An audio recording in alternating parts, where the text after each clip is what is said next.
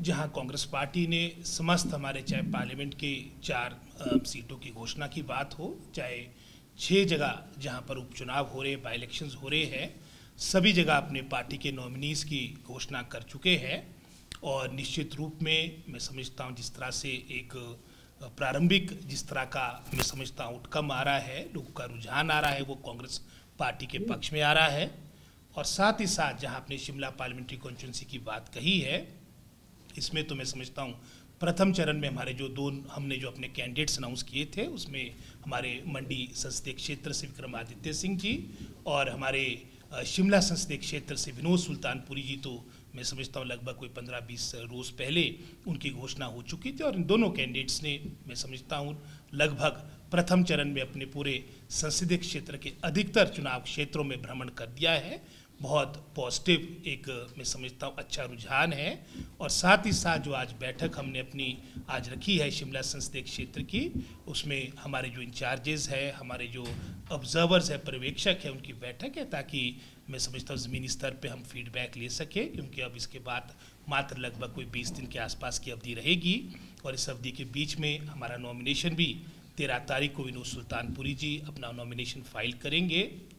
और उसके उपरांत हमारी एक जनसभा चौड़ा मैदान में भी प्रस्तावित है। और ये 20 दिन का हम अधिक से अधिक जनसंपर्क कैसे करें, इसके बारे में मैं अपने सभी जो शिमला संसदीय क्षेत्र के जो ऑब्जर्वर्स हैं, इंचार्जेस हैं, उनसे फीडबैक लूँगा। जीत के बारे में तो मैं पहले ही कह चुका हूँ आपको कि हम बिल्कुल आश्वस्त हैं। और साथ ही साथ आज जो नॉमिनेशन है हमारे विक्रमादित्य सिंह जी का मंडी से, आनंद शर्मा जी का आपका कांगड़ा धर्मशाला में नॉमिनेशन होगा। और उसके उपरांत मैं समझता हूँ रायजादा जी का, और जैसे हमारे विनोद सुल्तानपुर जी का मैं पहले भी बता चुका हूँ, 13 तारीख को नॉमिनेशन शिमला में होगा। और क्रमवार हमारे 14 तारीख से पहले सभी नॉमिनेशन जो बाई इलेक्शन में भी हमारे प्रत्याशी खड़े किए गए हैं, सब अपने नॉमिनेशन फाइल करेंगे। और मजबूती के साथ जनता जनार्दन के बीच, अपने देवतुल्य जनता जनार्दन के बीच उनका आशीर्वाद लेंगे। और कांग्रेस पार्टी का कार्यकर्ता भी ऊंचे मनोबल के साथ 68 विधानसभा हलकों में मैं समझता हूँ कार्य कर रहा है। और नॉमिनेशन के बाद इन सभी बातों में गति आएगी। भाजपा के दावे में 2021 से सुन रहा हूँ, जब 2021 में आपको याद होगा, 2021 में हिमाचल प्रदेश में 4 जगह आपके बाई इलेक्शन थे, जिसमें जुबल कोटखाई भी था, आपका अर्की विधानसभा क्षेत्र भी था, फतेहपुर भी था।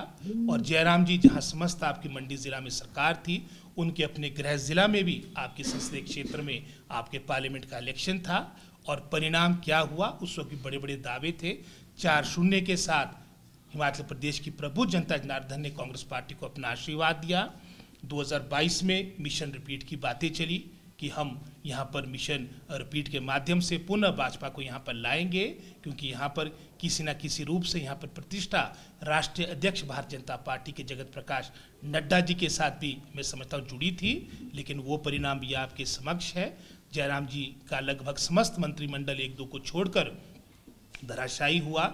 यहाँ पर भी कांग्रेस पार्टी अच्छे बहुमत के साथ लगभग 40 सीटों के साथ हिमाचल प्रदेश की प्रबुद्ध जनता जनार्दन ने, हिमाचल प्रदेश के कर्मचारियों ने, बहनों ने, माताओं ने, किसानों, बागवानों ने अपना आशीर्वाद कांग्रेस पार्टी को दिया है। और उसके उपरांत 2023 में आपका शिमला, जिसे मिनी हिमाचल भी कहा जाता है, यहाँ पर भी भाजपा के लोग बड़े बड़े दावे कर रहे थे, क्योंकि शिमला ऐसी जगह जहाँ पर हमारे हिमाचल प्रदेश के 12 जिला के लोग रहते हैं। यहाँ पर भी 3/4 मेजॉरिटी के साथ कांग्रेस पार्टी को हमारे जनता जनार्दन ने अपना आशीर्वाद दिया है। और अब पार्लियामेंट इलेक्शन की बारी है। और सोलन नगर निगम में हमारे वो भी 21 में प्रारंभ हो गया था।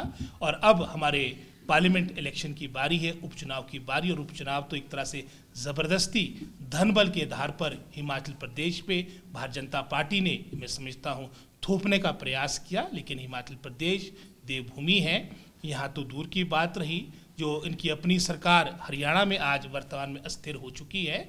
और यहाँ पर जहाँ तक बाई इलेक्शंस की बात आती है, बाई इलेक्शंस में भी सभी सीटों में कांग्रेस पार्टी की जीत होगी। और पार्लियामेंट इलेक्शन में भी बहुत अच्छा प्रदर्शन कांग्रेस पार्टी को मिलेगा, प्राप्त होगा।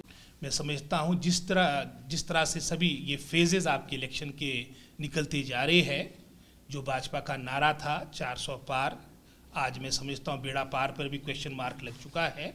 साथ ही साथ मैं समझता हूं क्योंकि हरियाणा बिल्कुल दिल्ली के साथ सटा हुआ है, दिल्ली का सीधा प्रभाव आपका हरियाणा में पड़ता है।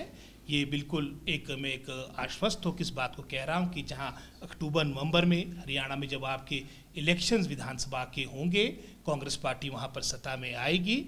साथ ही साथ पार्लियामेंट इलेक्शन जो अब चल रही है और लगभग 3 चरण हो चुके हैं और 3 चरण में भी लगभग वही 300 के आसपास सीटों पर वोटिंग हो चुकी है। चौथा चरण शायद 15 तारीख के आसपास है और जो मुख्यतः एक तरह से 50% से ऊपर वोटिंग हो चुकी है और निश्चित रूप से इसमें बहुत बड़ा नुकसान क्षति भारतीय जनता पार्टी की हो चुकी है और मुझे नहीं लगता कि जो अंतिम के जो 3-4 चरण शेष रहे इसकी पूर्ति हो पाएगी। हालांकि भाजपा जो मुद्दे होने चाहिए वो होने चाहिए हमारे आम व्यक्ति से जुड़े हुए, चाहे उसमें हम रोजगार की बात करें, महंगाई की बात करें, करप्शन की बात करें, लेकिन भारतीय जनता पार्टी जिसके लिए जानी जाती है धर्म के आधार पर, जाति के आधार पर, ध्रुवीकरण के आधार पर जनता को बांटने का प्रयास कर रही है। लेकिन निश्चित रूप में चाहे वो हिमाचल की जनता की बात हो, भारतवर्ष की जनता की बात हो, उन्होंने मन बना दिया है कि अब जुमलों की सरकार आगे नहीं चलेगी और निश्चित रूप में जब 4 तारीख का जैसे अब 4 तारीख के परिणाम की बात आएगी, जिस तरह से भाजपा को 2004 में भी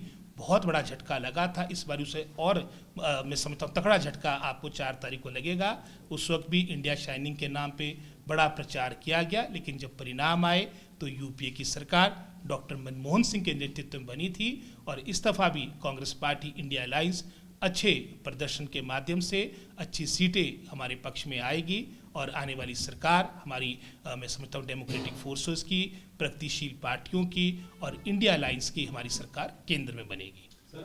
निश्चित रूप में इस बारी मैं समझता हूँ सूर्य उदय होगा और जो जैसे आपने कहा कि 3 मरतबा आपके लगभग कोई 15 वर्ष की अवधि आपकी जो वर्तमान हमारे संसदीय क्षेत्र से जो सांसद रहे भाजपा के रहे और निश्चित रूप में जो कार्यकाल रहा हमारे भाजपा के सांसद का, विशेष रूप से जो 5 वर्ष का पीरियड निकला है, समय अवधि निकली है, पूर्ण रूप से निराशाजनक रहा है।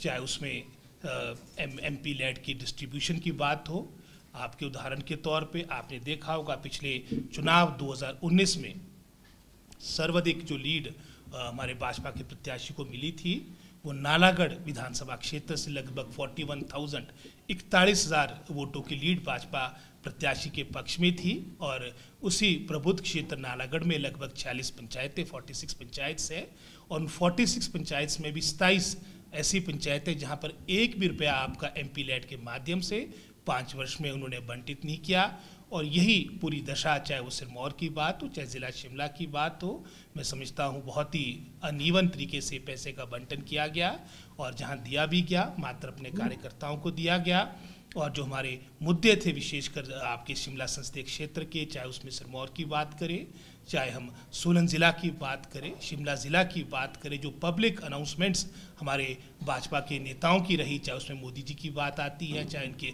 अन्य शीर्ष नेताओं की बात आती है, कहीं पर भी मैं समझता हूँ हमारा पक्ष लोकसभा में रखने में असमर्थ रहे और ये तो दूर की बात रही, साथ ही साथ दर्शन भी नदारद रहे, दुर्लभ रहे।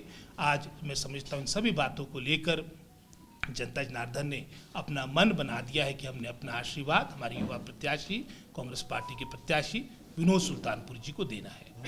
जैसे मैंने पहले कहा है, ये प्रयास कर रहे हैं कि धर्म के आधार पर, जाति के आधार पर, पोलराइजेशन के माध्यम से, ध्रुवीकरण के माध्यम से आप जो मुख्य मुद्दे हैं, चाहे नड्डा जी की बात हो, चाहे मोदी जी की बात हो, ये क्या सच्चाई नहीं कि पिछले 45 साल के रिकॉर्डतम स्तर पर अनएम्प्लॉयमेंट भारतवर्ष में पहुंच चुकी है।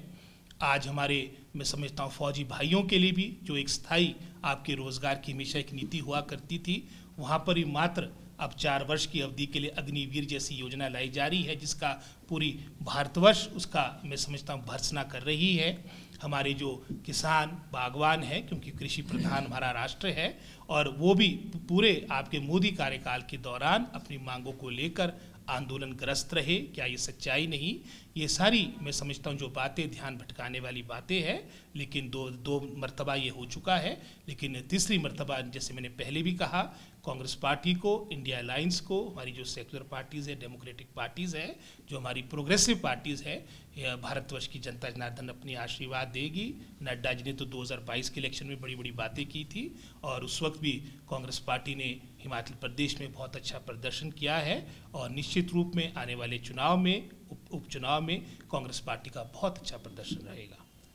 भूषण ज्वेलर्स सोलन, प्रदेश और देश भर में जाना पहचाना नाम। भूषण ज्वेलर्स लोअर बाजार सोलन, हिमाचल प्रदेश।